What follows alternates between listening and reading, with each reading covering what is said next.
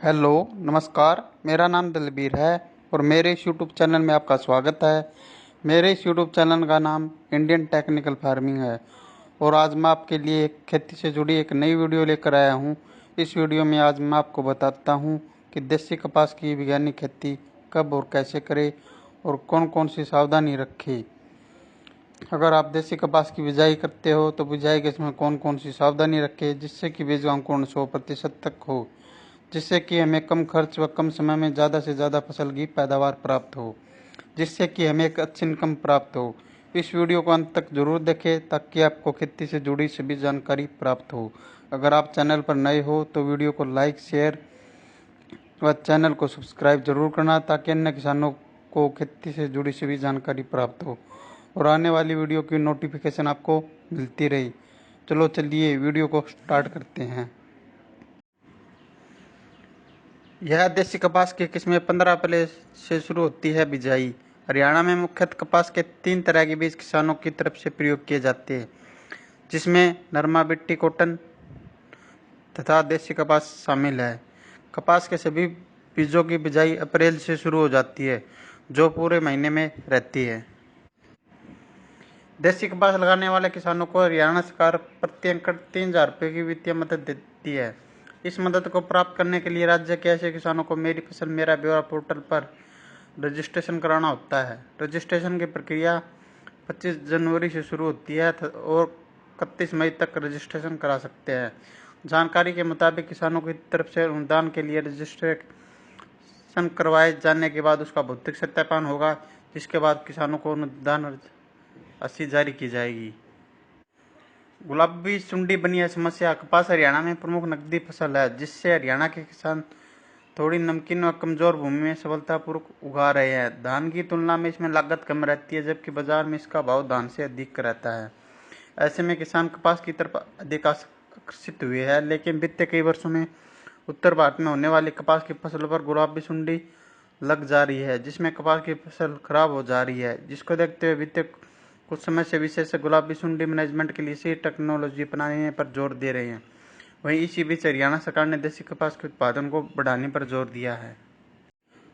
आज हम बात करते हैं देसी कपास की वैरायटी KR64 की। यह KR64 variety Satyavardhak hybrid seeds private limited के द्वारा बनाई गई है। इसका पौधा फैलावदार होता है। इसमें 22 से 23 फलदारक शाखाएं होती है। इसका टिंडा 2.5 ग्राम तक का होता है। साधारणतया इसमें 3 से 4 ताड़ियां होती है। इसके पकने की अवधि 150 से 160 दिन की होती है। यह कम समय में पकने वाली किस्म है। अधिक जानकारी हेतु आप संपर्क करें 01662 225 563। सत्यवर्धक हाइब्रिड सीड्स प्राइवेट लिमिटेड, तिलक बाजार, हिसार। KR64 वैरायटी भारत सरकार द्वारा नोटिफाइड किस्म है। अखिल भारतीय समन्वित कपास सुधार परियोजना परीक्षणों के अनुसार KR64 ने उत्तरी भारत में AAH1 की तुलना में 13.39% तथा हरियाणा में AAH1 से 58.57% तथा C1CR2 से 34.46% तथा राजस्थान में राज DH9 से 21.57% अधिक पैदावार दी है। 2016 से यह किस्म उत्तर भारत का जोनल चेक है। इस वैरायटी को आप जरूर लगाई।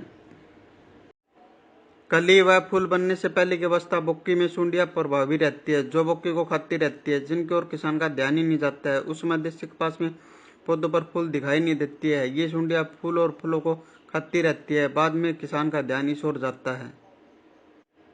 अतः फसल बचाने हेतु ट्रेसर का पहला स्प्रे जुलाई के प्रथम सप्ताह में अवश्य करें। उस समय किसान यह न देखे कि उसमें कोई कीड़ा है या नहीं है। अक्सर किसान यह भी सोचता कि बरसात आएगी तो ही स्प्रे करूँगा। अंततः किसान भाई बरसात आने या पानी लगाने का इंतजार न करे। ट्रेसर के पहले छिड़काव के बाद 70 मिलीमीटर ट्रेसर या 150 ग्राम टाकुमी प्रति एकड़ का स्प्रे 10 से 15 दिन के अंतराल पर दोहराते रहे। पुष्प अवस्था में NPK 19-19 के घोल तथा 50 मिलीलीटर प्लानोफिक्स का प्रति एकड़ छिड़काव अवश्य दोहराए। जब फल या टिंडे बनने आरंभ हो जाए तो उसमें 13-045 के स्प्रे को कम से कम 2 बार दोहराई, जिससे फलों को अधिक खुराक मिल सके। इससे आपकी पैदावार ज्यादा होगी। कृपया ध्यान दें कि किसान भाई दवा का छिड़काव करते समय यह सुनिश्चित कर ले कि टैंक या टंकी से गेहूं की फसल में 2,4-D दवा का प्रयोग नहीं किया गया हो। आज हम बात करते हैं देसी कपास की वैज्ञानिक खेती के बारे में। नंबर 1, देसी कपास की बिजाई के लिए उपयुक्त समय। नंबर 2, खेत का चुनाव। नंबर 3, मिट्टी की जांच। नंबर 4, पानी की जांच। नंबर 5, भूमि। नंबर 6, जलवायु। नंबर 7, खेत की तैयारी। नंबर 8, फसल पद्धति या फसल चक्कर। नंबर 9, बीज का चुनाव, बीज की उन्नत किस्में, बीज का उपचार, बीज की मात्रा। नंबर 10, बिजाई या फसल की बुआई। नंबर 11, फसल की बुआई सिंचित तथा असिंचित क्षेत्रों में। नंबर 12, खरपतवार की रोकथाम। नंबर 13, 30 दिन बाद सिंचाई। नंबर 14, 30 दिन बाद निराई या गुड़ाई। नंबर 16, 60 दिन बाद सिंचाई या फिर वर्षा। नंबर 15, जल का प्रबंधन। नंबर 16, कीट व रोग का प्रबंधन।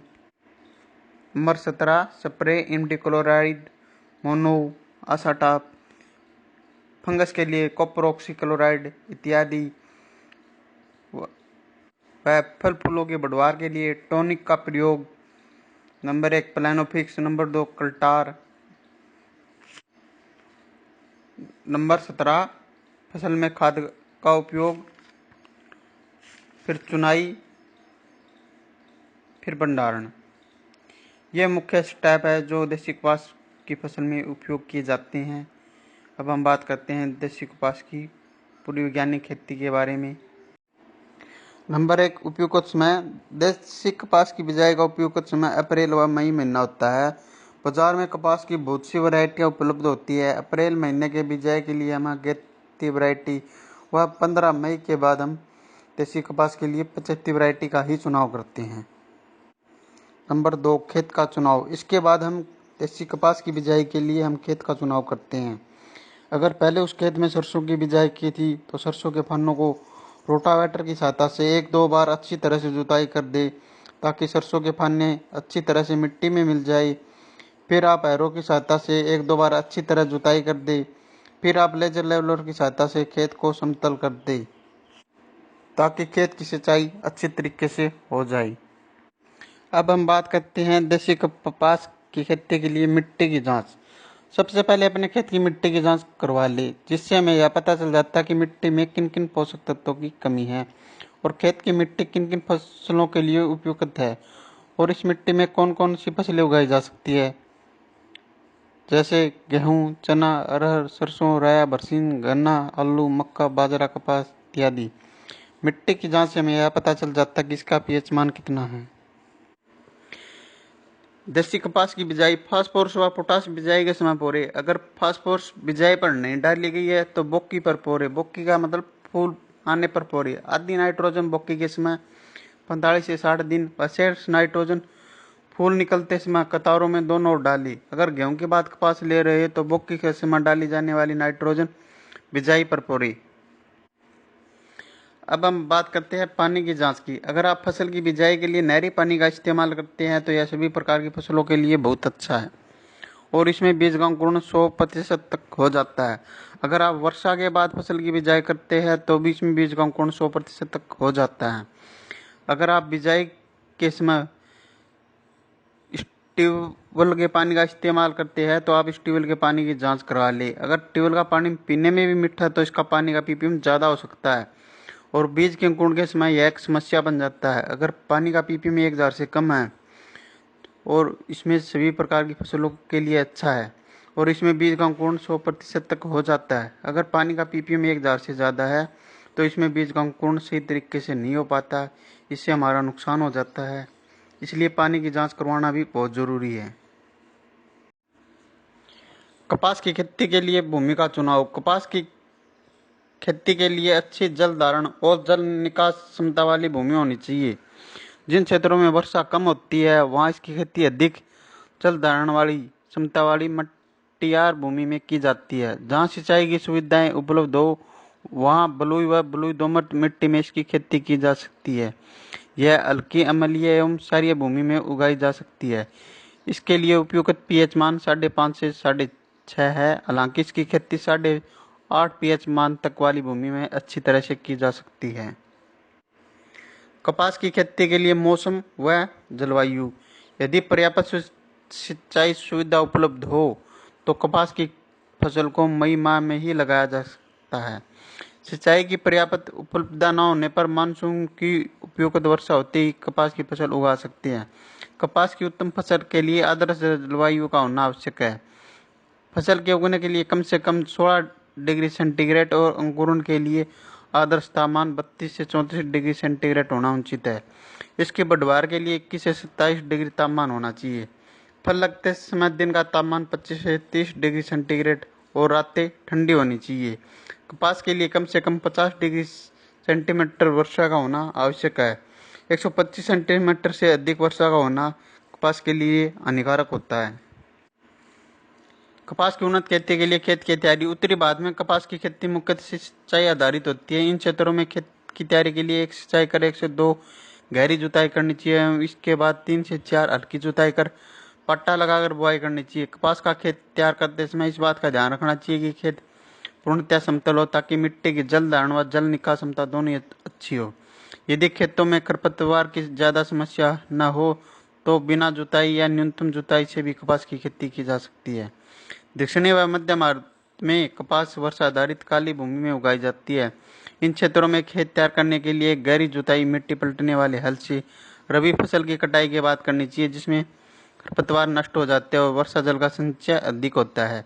इसके बाद 3 से 4 बार हैरो चलाना काफ़ी होता है। बुआई से पहले खेत में पट्टा लगाते हैं ताकि खेत समतल हो जाए, या फिर आप लेजर लेवलर की सहायता से खेत को समतल कर सकते हो। अगर आप गोबर की खाद का इस्तेमाल करते हो तो 8 से 10 ट्रॉली 1 एकड़ के लिए पर्याप्त रहती है। यह खाद मिट्टी में अच्छी तरह मिलाकर जमीन को समतल कर दे। अब हम बात करते हैं फसल पद्धति या फसल चक्कर। फसल चक्कर एक ऐसी प्रणाली है जिसमें फसलों को इस क्रम में बोया जाता है जिससे कि मृदा की उर्वरता शक्ति बनी रहे। एक सफल उत्पादन के लिए उत्तरदायी प्रमुख कारकों में से एक फसल चक्कर एक महत्वपूर्ण स्थान रखता है। फसल चक्कर अपनाने का मुख्य उद्देश्य प्राकृतिक संसाधनों का उपयोग करके उसमें अधिक फसल उत्पादन करना होता है। किसी भी खेत में फसल को अदल बदल कर बोना, हेरफेर कर बोना फसल चक्कर कहलाता है। ऐसा करने से मृदा की उर्वरता शक्ति बनी रहती है और पैदावार भी बहुत अच्छी होती है। किसी भी खेत में एक निश्चित समय में उसकी मृदा की उर्वरता शक्ति को बनाए रखने जाने वाली फसलों के क्रम को फसल चक्कर कहते हैं। किस क्षेत्र की भूमि, जलवायु, अन्य वातावरणीय कारकों के आधार पर विभिन्न फसल चक्कर अपनाए जाते हैं। एक अच्छे फसल चक्कर को अपनाकर एक किसान अपनी भूमि में अधिक से अधिक लाभ कमा सकता है। फसल चक्करों की संख्या 3 होती है। 1 वर्षीय फसल चक्कर जैसे मक्का के बाद गेहूं। 2 वर्षीय फसल चक्कर ज्वार, बरसीन, धान, मक्का। इसके अतिरिक्त फसलों के चक्रों के आधार पर फसल चक्र को वर्गीकृत किया गया है। रबी की फसल में अपनाए जाने वाले फसल चक्कर, खरीफ की फसलों में अपनाए जाने वाले फसल चक्कर और जायद की फसलों में अपनाए जाने वाले फसल चक्कर। फसल चक्कर के सिद्धांत। उथली जड़ वाली फसलों के बाद गहरी जड़ वाली फसलों को उगाना चाहिए। अधिक खाद की आवश्यकता वाली फसलों के बाद कम खाद की आवश्यकता वाली फसलों को उगाना चाहिए। अधिक जल की आवश्यकता वाली फसलों के बाद कम जल की आवश्यकता वाली फसलों को उगाना चाहिए। फलीदार फसलों के बाद अफलीदार फसलों को उगाना चाहिए। कृषि संसाधनों का प्रयोग क्षमतापूर्ण ढंग से करना चाहिए। भूमि कटाव से प्रभावित क्षेत्रों में फसल चक्र में आच्छादित फसलों का समावेश होना चाहिए। फसल चक्र के लाभ। किसी खेत के प्रति इकाई क्षेत्रफल में से एक निश्चित समय में होने वाले उत्पादन में वृद्धि होती है। विभिन्न फसलों का कार्य करना निश्चित हो जाने से उनके आवश्यक बीज का तथा खरपतवारनाशी आदि का उचित समय के अनुसार प्रयोग किया जा सकता है। फसल चक्र में गहरी कम उथली वाली जड़ों के सम्मिलित होने के कारण भूमि के ऊपर की सतह तथा नीचे की सतह से पोषक तत्वों का फसल चक्र द्वारा उचित व तेजी से अवशोषण होता है। एक फसल चक्र को अपनाने से मृदा संरक्षण में कमी आती है क्योंकि फसल चक्र में आच्छादन फसलों को सम्मिलित किया जाता है। कृषकों को वर्ष भर कार्य करने का अवसर मिलता है। फसल चक्र के लाभ। मृदा की उर्वरता शक्ति में वृद्धि होती है। मृदा के भौतिक, रासायनिक तथा जैविक गुणों में सुधार होता है। सघन फसल चक्रों को अपनाने से भूमि में जीवांश पदार्थ की मात्रा में वृद्धि होती है। उचित फसल चक्र को अपनाने से भूमि में पनपने वाले विभिन्न बीमारियों के प्रभाव में कमी आती है। फसल चक्र अपनाने से कीटों तथा खरपतवारों पर भी नियंत्रण होता है। अब हम बात करते हैं देसी कपास के लिए बीज का चुनाव, बीज की किस्म या वैरायटी या बीज का उपचार, बीज की मात्रा। हमें अपने खेत में फसल की बिजाई करते समय ऐसे बीज का चुनाव करते हैं जो कि अपने क्षेत्र और एरिया के हिसाब से ठीक हो। बीज का चुनाव में मिट्टी, समय व पानी के अनुसार ही करना होता है, क्योंकि दोमट मिट्टी के लिए अलग, रेतीली जमीन के लिए अलग अलग व समय के अनुसार अलग अलग वैरायटी मार्केट में उपलब्ध होती है। बीज की वैरायटी, हम एक ऐसी वैरायटी का चुनाव करते हैं जो हमारे क्षेत्र व जमीन व पानी के हिसाब से ज़्यादा उत्पादन देती हो। हमें एक ऐसी कंपनी के बीज का चुनाव करना होता है जो कंपनी सरकार के द्वारा रजिस्टर्ड हो, जैसे राशि, यूएससी, शक्तिवर्धक।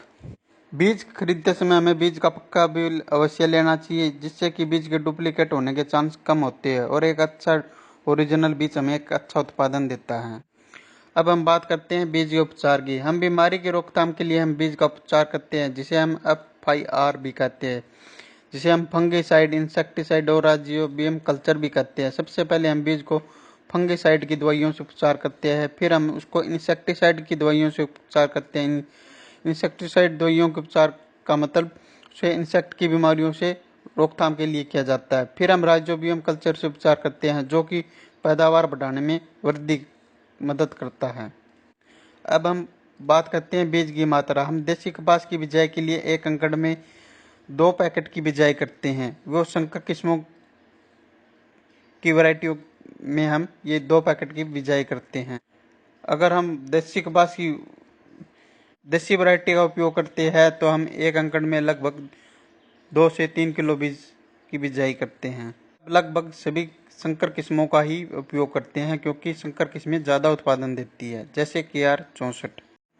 देसी कपास की उन्नत किस्में हैं HD 107, HD 123, HD 324, HD 432 व संकर किस्में AAH1, AAH 32 व KR 64। यह देसी कपास की उन्नत किस्में हैं जो बहुत बढ़िया उत्पादन देती है। HD 324 इस देसी कपास की किस्म के पौधे लाल रंग के पत्ते का मध्यम और रंग लाल होता है। इस किस्म के फूल गुलाबी रंग के फूलों के अंदर गहरे लाल रंग के धब्बे एवं परागकण पीले रंग के होते हैं। इसके पौधे में 3 से 4 मजबूत वानस्पतिक शाखाएं होती है।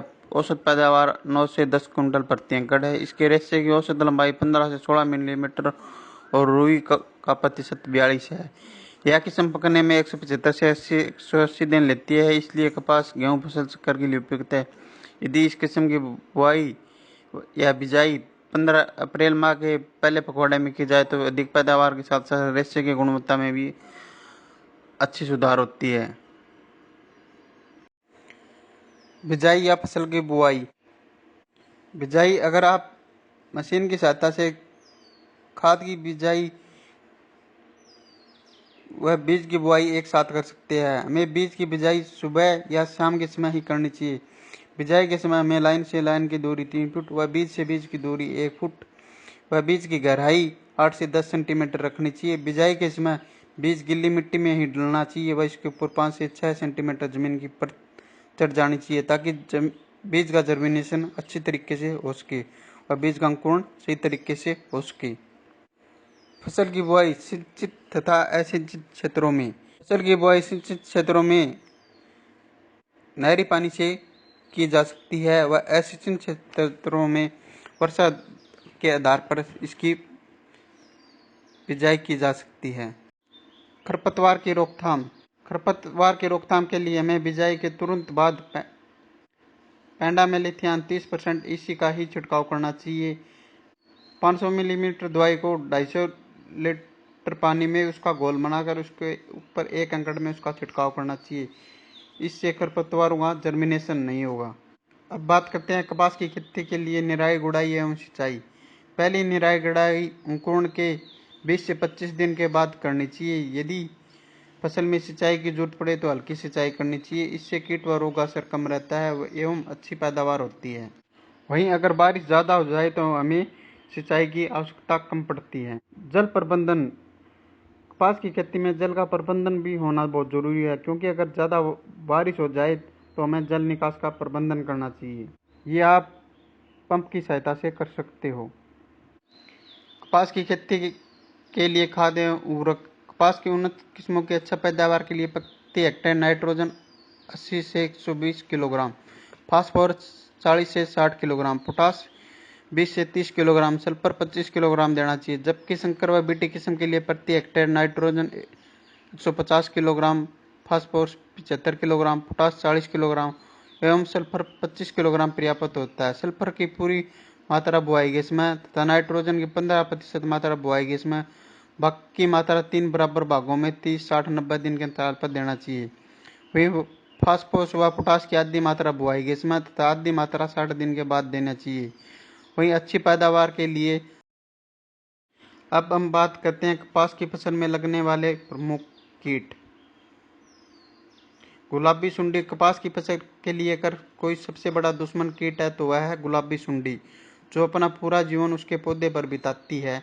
यह कपास के छोटे पौधे, कली व फूल को नुकसान पहुंचाकर पूरी फसल को नष्ट कर देती है। इसका प्रकोप हर साल होता है।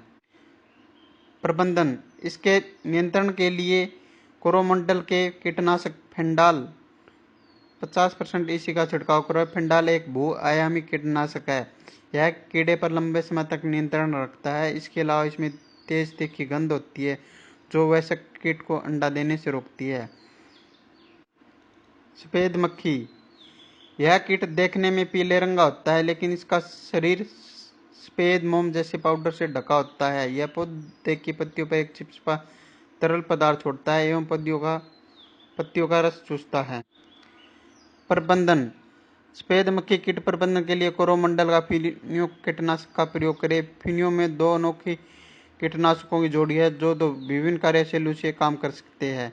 इसके अलावा यह पाइटोरानिक प्रभाव से युक्त है, जिसमें कीड़ों का तुरंत और लंबे समय तक समाप्त करने की क्षमता होती है। यह सफेद मक्खी के सभी चरणों जैसे अंडा, निप, वयस्क को एक बार में समाधान उपलब्ध कराता है। इसकी प्रति एकड़ 400 से 500 मिलीमीटर की मात्रा की जरूरत पड़ती है।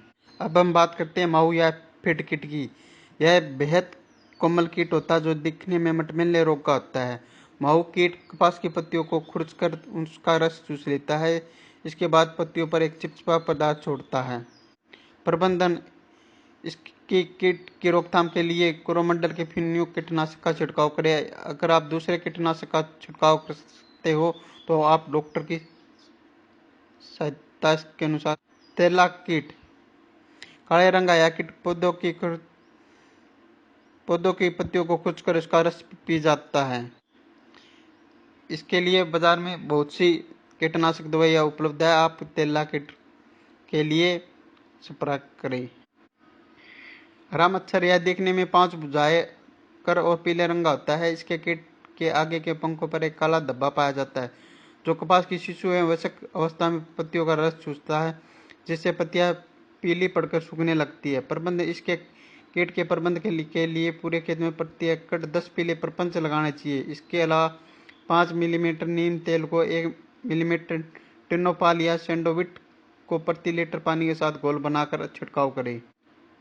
मीलीबग: इस प्रजाति के कीट की मादा पंखविहीन होती है, वहीं इसका शरीर सफेद पाउडर से ढका होता है। हालांकि इस कीट के शरीर पर काले रंग के पंख होते हैं तो सुखाव, तन्ने, फूल, पूरी, पर्णवर्त तथा घंटों का रस चूस जाता है। इसके बाद इस मीठा चिपचिपा पदार्थ छोड़ता है। इस कीट प्रबंधन की रोकथाम के लिए पूरे खेत के आसपास पीले प्रपंच लगाएं। अब हम बात करते हैं कपास की फसल में लगने वाले प्रमुख रोग।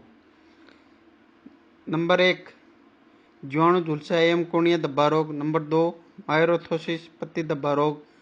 नंबर 3 अल्टरनेट या पत्ती धब्बा रोग। नंबर 4 पौध अंगमारी रोग।